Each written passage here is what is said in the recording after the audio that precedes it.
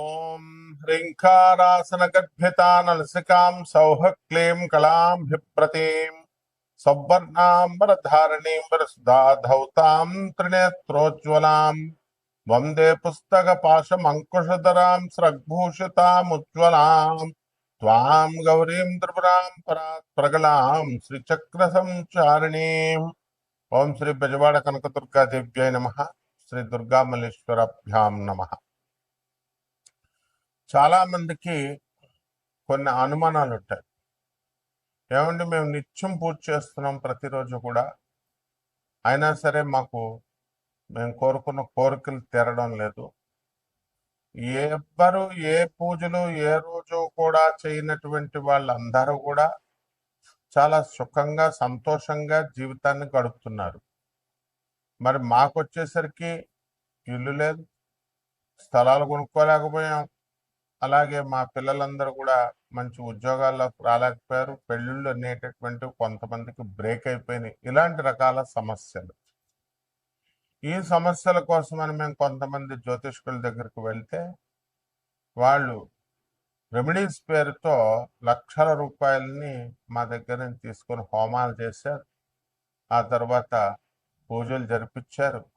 ఇవన్నీ కూడా జరిగినాయి.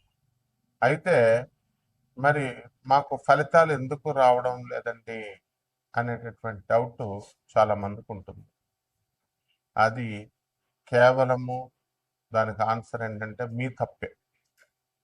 ఎలా అంటే ఎవరు చెప్పరు ఎవరు మంచి గురువులు ఎవరు చెడ్డ గురువులు. మంచి గురువు ఎప్పుడు కూడా నేను మంచి గురువుని అని చెప్పుకోడు, అసలు నేను గురువునే అని చెప్పుకోడు ఆయన. షిరిడి సాయినాథుడు, దత్తాత్రేయుల వారు, నాథ సాంప్రదాయంలో వీళ్ళంతా మత్స్యేంద్రుడు, వీళ్ళంతా కూడా శ్రీపాద వల్లభుడు వచ్చి గురుదేవులు రెండవ అవతారమైనటువంటి దత్తాత్రేయ రెండవ అవతారమైనటువంటి నృసింహ సరస్వతి స్వాముల వారు వచ్చి, నేను నీ గురువును, నా దగ్గరకు రా, నేను నీ సమస్యలు తీరుస్తానని ఎక్కడన్నా చెప్పినట్టు గురు చరిత్రలో ఉందా, లేదా శ్రీపాద వల్లభ చరిత్రలో ఉందా? చెప్పుకో. ఎవర్రా పబ్లిసిటీలు చేసుకుంటారంటే బయట ఏమీ లేనటువంటి వాళ్ళు పొట్టకుట్టు కోసం వచ్చినటువంటి వాళ్ళు పూజారులు, జ్యోతిష్కులు, సాధువులు, పీఠాలు, ఆశ్రమాలు పెట్టి సాధువుల కింద ఉంటారు. వీళ్ళు ఎన్నటికీ కూడా ప్రవచనకారులు, వీళ్ళంతా ఎన్నటికీ కూడా గురువులు కాలేరు వీళ్ళు. ఎందువల్లంటే గురువు అంటే ఏంటి?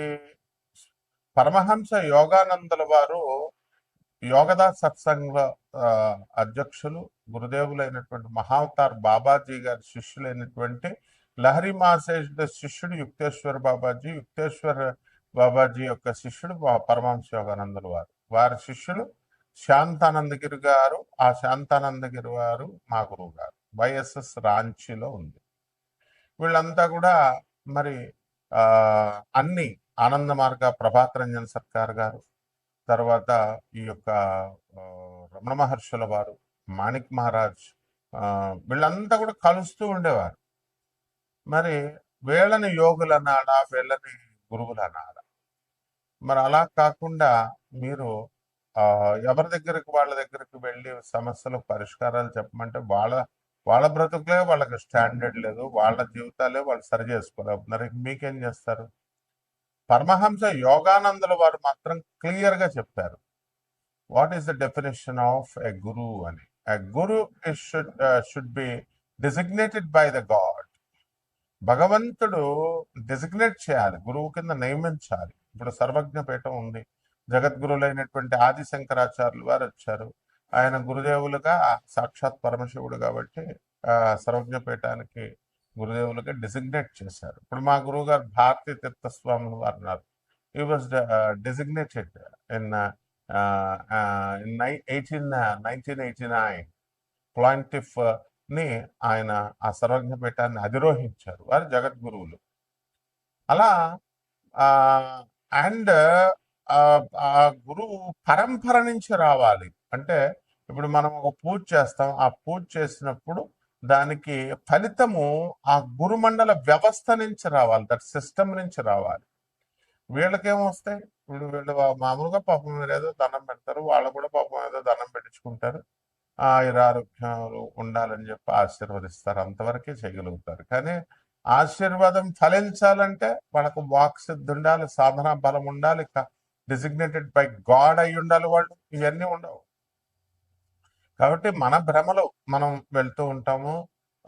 గురుగారు గురుగారు అని చెప్పేసి దండాలు పెడుతూ ఉంటారు, వెళ్తూ ఉంటారు. ఓకే, ఇట్స్ ఓకే, తప్పేం లేదు. ఎవరికి చేసినా సరే సాక్షాత్తు శ్రీకృష్ణ పరమాత్మకే చెందుతుందన్నారు, బాగుంది. దండాలు అయితే శ్రీకృష్ణుడు తీసుకుంటాడు, మరి రిజల్ట్ వీళ్ళు ఇవ్వాలి కదా, వీళ్ళు కదా మీకు హామీలు ఇచ్చి డబ్బులు తీసుకున్నది, హోమాలు చేసింది.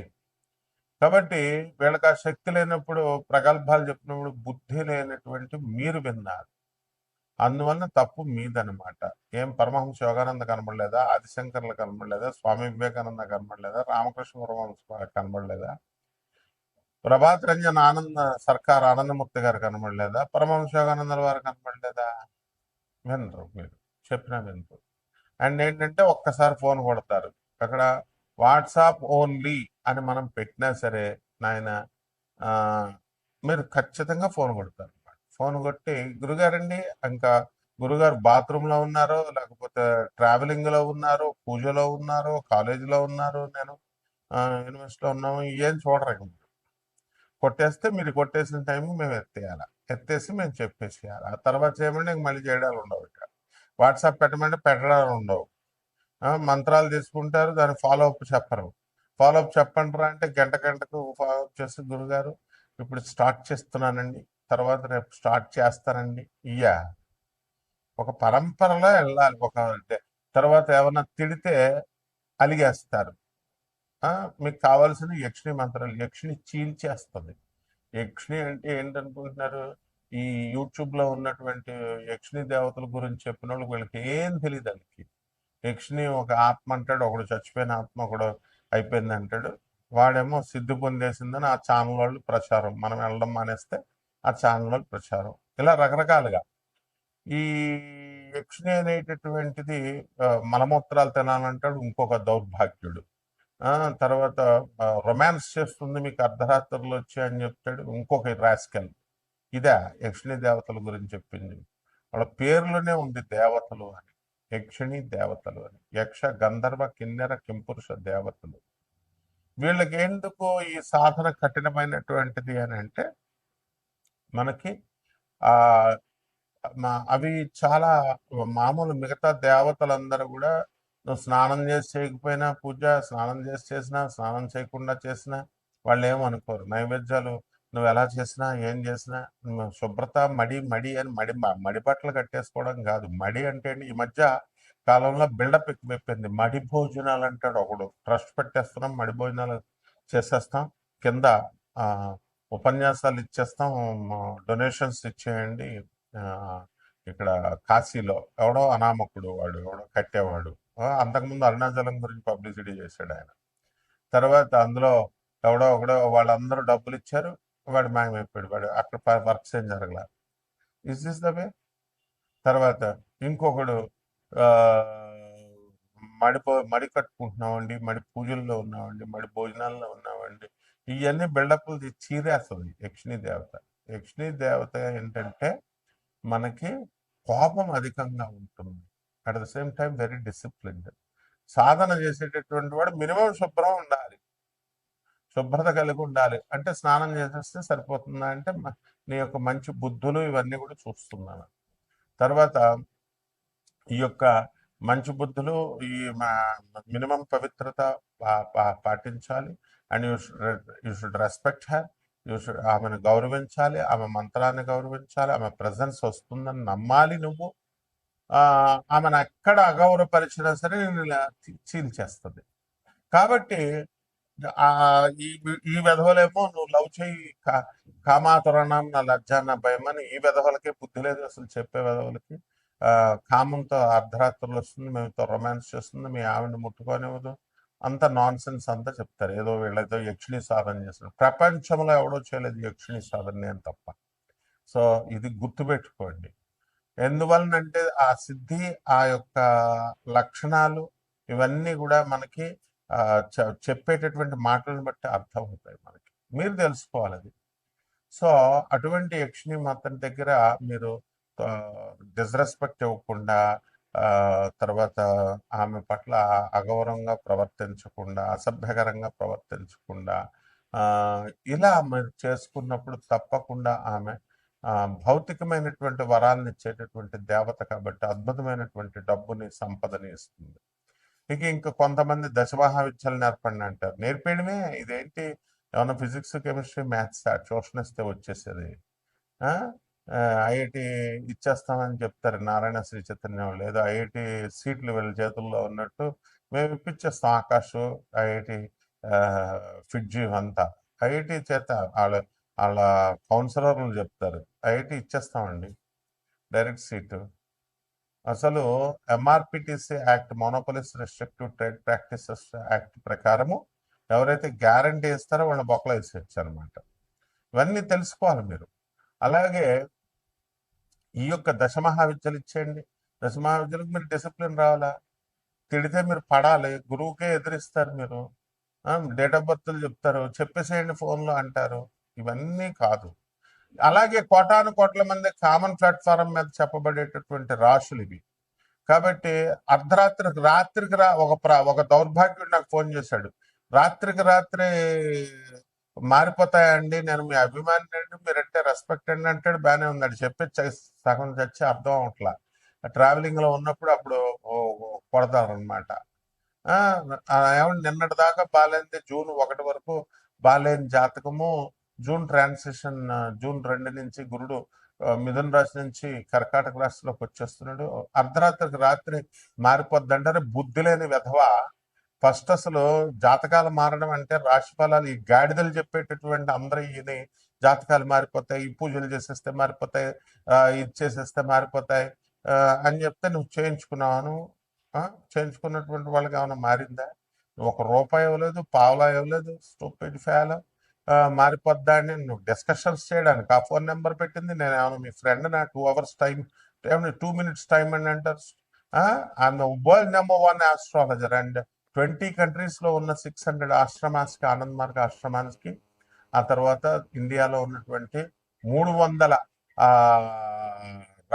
ఆశ్రమాలకి రిప్రజెంటేటివ్ గురువుని, ఇంటర్నేషనల్ కోఆర్డినేటర్ని. అరే పర్సనల్ అపాయింట్మెంట్ అంటారు కొంతమంది. పర్సనల్ అపాయింట్మెంట్ అనేది కుదరదు. బికాస్ యాజ్ ఎ ప్రొఫెసర్ నాకు మొత్తం ఆల్ ఇండియాలో ఉన్నటువంటి స్టూడెంట్స్ని మేము చూసుకోవాలి. సివిల్ సర్వీసెస్ ఇలాంటి ఎగ్జామ్స్ రాసేవాళ్ళు ఉంటారు. And only for IAS, IPS, ministers వాళ్ళకి, ఎమ్మెల్యేలు, ఎంపీలకి వాళ్ళకే సరిపోదు మాకు అపాయింట్మెంట్ ఇవ్వడానికి, మా స్టూడెంట్స్ని చూసుకోవడానికి. కామన్ మ్యాన్ అది హర్ట్ చేయడానికి కాదు. We don't have enough time. అందుకని చెప్తున్నా సరే అర్థం చేసుకోవట్లేదు. సో దీన్ని బట్టి, ఈ యొక్క కర్మలను బట్టి, ఈ ఈ ప్రతి ఒక్కడు కూడా ఈ పూజలు చేయాల్సినటువంటి అవసరం లేదు. అయినా సరే మీరు జాతకాలను మార్చుకోవచ్చు డిసిప్లిన్ వల్ల. అది ఎలాగో మా ఒక్కొక్క రాశికి ఎలా ప్రభావితం చేస్తుంది అన్నది నేను చెప్తాను. వృషభ రాశి. ఈ వృషభ రాశి వారికి అందరికీ కూడా గత నెల కంటే కూడా ఈ నెలలో ఆదాయాలు బాగా పెరుగుతాయి. చక్కగా మీరంతా కూడా అనుకున్న పనులు అనుకున్నట్లు సాధించుకుంటూ వెళ్తారు. అయితే ఈ యొక్క కేతువు సింహరాశిలో ఉండి మనకి ఇబ్బందులు పెడతా ఉంటుంది. మానసిక ఆందోళనలనే కాదు, మానసిక రుగ్మతలతో పాటు ఫిజికల్గా కూడా చాలా యారగెంట్గా ఉండడం, ఎక్సెంట్రిక్గా ఉండడము, ఇలాంటివన్నీ కూడా జరగడానికి అవకాశాలు ఉంటాయి. అయితే విదేశాలకు వెళ్ళే అనేటటువంటి ప్రయత్నాలు చేస్తున్నటువంటి వాళ్ళకి మాత్రం శుభకరం. అయితే గతంతో పోల్చుకుంటే ఇప్పుడు కొంచెం ఆదాయం తక్కువగా ఉంటుంది, పడిపోతుంది గత నెల కంటే కూడా ఈ నెలలో ఆదాయం. అలాగే మళ్ళీ అక్టోబర్ నెల తర్వాత పెరుగుతుంది. ఇలా ఒక ప్రాసెస్ ఉంటుంది. సో ఈ యొక్క బంధువులు అందరూ కూడా మీ దగ్గరికి రావడము, తర్వాత అందరూ కూడా బంధువులతో కలిసి మీరు ఎంజాయ్ చేయడము, ఈ ఎండాకాలంలో చక్కగా ఎవరు గెస్టులు రావట్లేదని చెప్పేసి ఒక రిపోర్టర్ చెప్తాడు, గెస్టులు రావట్లేదని, అందుకని ఎండల తర్వాత 10 రోజుల తర్వాత చూద్దాం అంటున్నారు.